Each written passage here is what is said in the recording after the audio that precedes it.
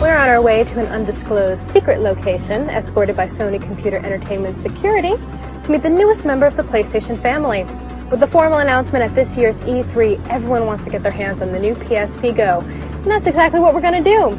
We just don't know where yet. Nice suit.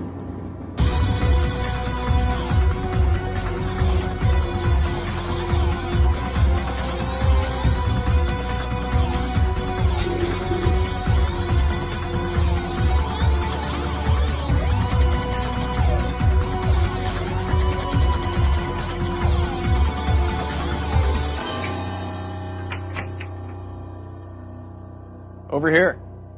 Veronica, glad you could make it. Thanks for coming. Have a seat. I think there's something here you might want to take a look at. Was all that really necessary? We've got top secret information. Are you ready? I am. Welcome to Mama. Wow, it's so tiny. It's so much smaller. But wait a second, where is everything? Try sliding.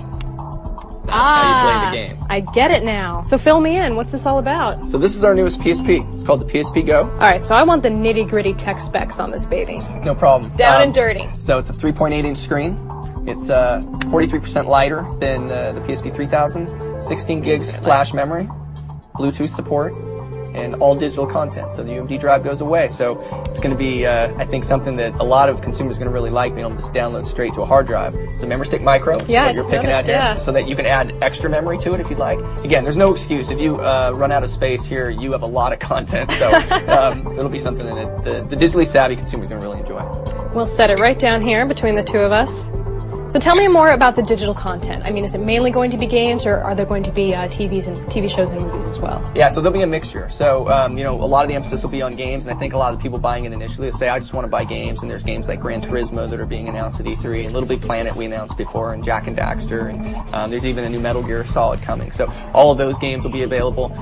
But then there's movies, and all the first-run movies that you can rent or buy through the PlayStation Network, and TV shows, as you mentioned, as well. So you can bring so much content over with you and fill it up on that 16 gigs flash memory. Well, since it is called the PSP Go, I imagine it would work with remote play as well. Integration with PS3 is very important to us, and it works just like PSP 3000, and that's a growing use. A lot of people like to be able to take their content from their PS3 with them on the go. What are the main differences between this and the PSP 3000? The first is the onboard memory, the flash memory, 16 gigs of space. There's Bluetooth support as well, so if you have a Bluetooth headset, you can actually tether it to your cell phone as well. But ultimately, it's the portability, and bringing that content with you in a smaller form factor.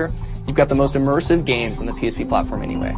Now you've got a smaller unit to do it with. Is this going to replace the PSP 3000, or can you still get one of those if you want to? It won't replace the 3000. We're going to keep them both on the market. So if you're a consumer and you say, you know what, I really like tangible products, I like the disc, you can go out and get the 3000 and purchase UMD discs and movies and games with that. If you like digital and ease of use and kind of a more premium nature, the PSP Go is for you.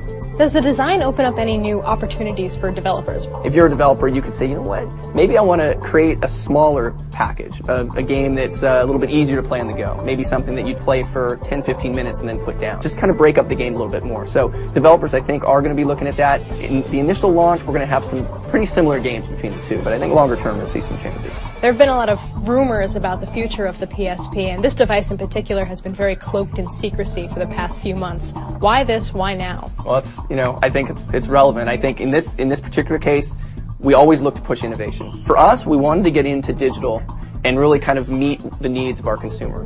More and more consumers are going online to purchase music, and they're starting to purchase games, and they're purchasing some movies. We always want to be ahead of that curve. We look at each of our products as 10-year life cycle products, so this needs to live on. Our view of the world is, you know, digital is going to become more and more important as we go along here, and ease of use factors make it that much more important. Does it speak to Sony's long-term strategy to have downloadable content as opposed to hard media? We're going to look at kind of a shared strategy there, actually. Hard media, tangible goods have their place, and I think that many consumers say, you know what, I'd really like to be able to just hold that disc. But there's certainly a growing segment culturally that want to be able to have digital goods. They've grown up with being able to download movies and music, and now they can download games. This is clearly the start of something really cool with the PSP Go. Where do you see it going in the future?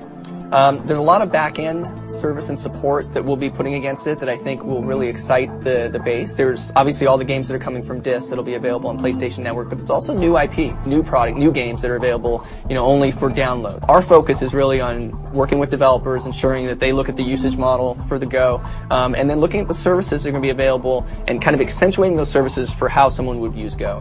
When are we going to see this available? I think a lot of people have been asking about when it's going to come and when we're going to actually make our push towards digital. So it is finally here. It's coming this fall. We think it's going to be a huge product for us. Am I looking at the only one in existence right now? Actually, got a second one. Well, well, well. Put Gran Turismo on there for you. Core viewers know I'm not very good at driving games, but I'll give it a go. Good, let's play.